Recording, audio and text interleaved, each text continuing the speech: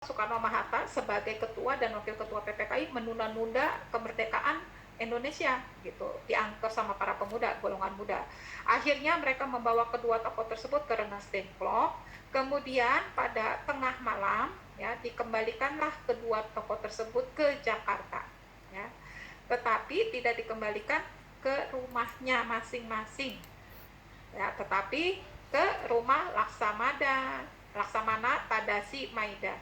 Untuk apa? Untuk menyusun naskah proklamasi. Disusunlah di rumah Laksamana Maida naskah proklamasi tersebut yang akan dibacakan pada proklamasi kemerdekaan pada tanggal 17 Agustus. Mereka tidak tidur, begadang sampai hari Jumat ya terjadinya proklamasi kemerdekaan. Inilah kedua tokoh yang diculik tuh dibawa ke Rengas Dengklok, yaitu Soekarno Hatta. Ingetin wajah-wajah mereka. Sampai kalian ujian, tokoh-tokoh ini akan muncul di pertanyaan ujian. Gue kasih tahu dari sekarang ya. Nah, akhirnya disusun tuh naskah proklamasi, ditulis tangan sama Pak Soekarno. Namanya tulisan tangan, kan seperti di konsep tuh. Kalau apakah seperti kalian menulis cara? Oh, udah sampai sini. Allahu Akbar, udah. Alhamdulillah. Yang sini? Udah. Yang ini? Udah. Oh, udah. Tokohnya sudah. Oh, alah. Bawa ini sampai yang penulisannya siapa Bu? Itu di bawahnya lagi Bu? Yang diketik oleh Sayuti Melik sudah. Iya, nih, sudah. Oh. Ya, Tadasi Maida sudah. Ini Sudah. Berarti sekarang acara proklamasinya dong. Wah, udah tinggal sedikit ya. Yang ini, oke. Ternyata proklamasi disusun, akhirnya direncanakan besok aja, hari Jumat itu kan hari yang bagus untuk orang Islam. Tanggal 17 itu tanggal yang bagus, 17 Ramadan coba deh. Kan tanggal bagus kan 17 Ramadan. Nah, ini tanggal 17 Agustus dipilih. Jam berapakah? Oh, jam 10 pagi aja. Tapi jam 11 sudah selesai ya, karena kan kita mau sholat Jumat. Gitu ya, itu perencanaannya. Dilaksanakanlah proklamasi kemerdekaan. Ada pertentangan tuh. Ada yang mau di lapangan Ikada, ada yang mau di rumah kediaman Soekarno. Terjadi pertentangan pendapat. Kalau di lapangan Ikada, takutnya ya akan terjadi penumpahan darah, Jepang akan menyerang karena tidak boleh kumpul-kumpul tuh orang Indonesia ya, apalagi dalam jumlah yang besar, apalagi proklamasi kemerdekaan. Akhirnya di rumah kediaman Soekarno dilaksanakan proklamasi kemerdekaan. Kemudian dinaikkan bendera sangsaka merah putih oleh kedua tokoh nih ya, Latif Hendraningrat dan Suhut. Ingetin tokohnya juga. Ini Bapak Soekarno, Muhammad Hatta, Ibu Fatmawati yang menjahit bendera merah putih nih yang akan dikibarkan pada upacara kemerdekaan. Beliau adalah istri Pak Soekarno ya. Nah, kemudian dibacakan, yang membacakan adalah Pak Soekarno didampingi Muhammad Hatta dan disaksikan oleh para pejuang yang lainnya ya, pejuang kemerdekaan yang lainnya.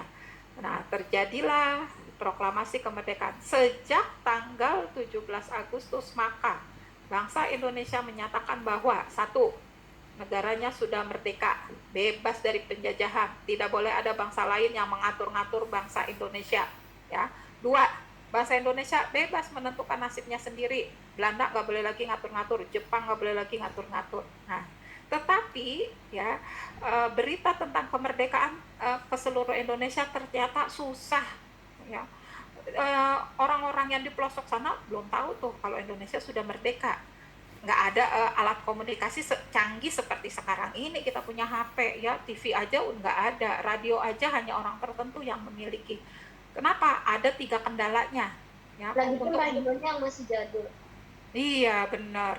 Untuk menyebarkan berita tentang proklamasi kemerdekaan tuh ada kendalanya. Pertama, sistem komunikasi yang masih terbatas.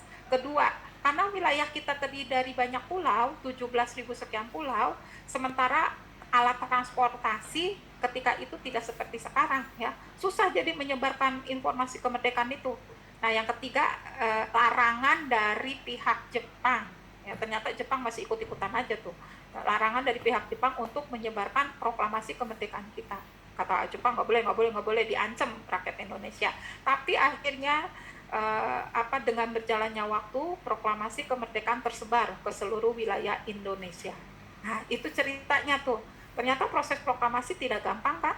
Tidak semudah membalikan telapak tangan. Banyak. Setelah itu, kalau nanti kita punya waktu, ya selesai semua mengerjakan tugas, syaratnya selesai mengerjakan tugas. Ibu akan tayangkan film seru.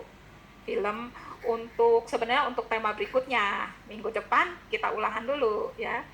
Syaratnya ngerjain tugas dulu. Karena nih kalian tugas ketinggalan nih. Ngerjainnya yang latihan dulu deh. Boleh kamu buka PowerPoint Bu Esti untuk mengerjakan latihan. Tadi Ibu ke GC dulu ya. Ibu posting tugasnya, karena 2 tugas ini, yang satu di buku, yang satu di sini. Nah, sebentar. Yang satu di Google Form. Allahu Akbar. Maaf ya, sabar. Karena jaringannya agak tersendat-sendat. Tadi setel film Bu Esti tersendat-sendat. Ya Allah, sabar. Nah, tugas. Allahu Akbar, salah deh. Untung belum diposting. Ini dia.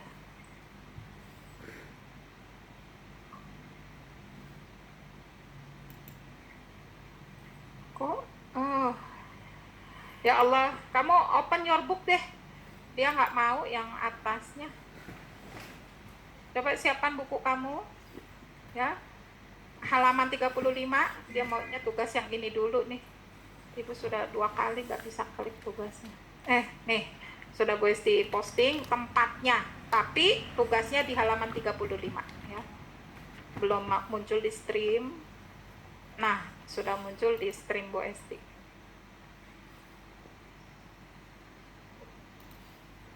Ya, kok itu latihan. Ini tugas ya. KI 4 IPS tema 2 ya? Wah, salah ya tugasnya ya? Bukan itu ya? Bukan.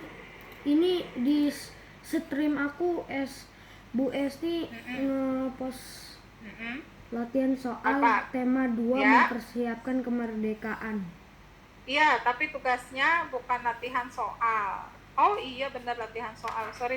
Berarti latihan soal dulu, bukan di buku. Nanti yang di buku menyusul. Oke. Berarti ya. Di Google Form dulu ya, Bu? Iya, betul. Nanti juga Google Form. Jangan di Google Form dulu, Bu. Iya, betul. Waktunya 15 menit. Ibu harap 15 menit selesai semua. Ya, karena nanti kita akan menyaksikan film perjuangan. Oke, silakan dikerjakan yang sudah bisa dilihat. Ibu siapkan daftar absennya. Absen data nilai. Sebentar ya.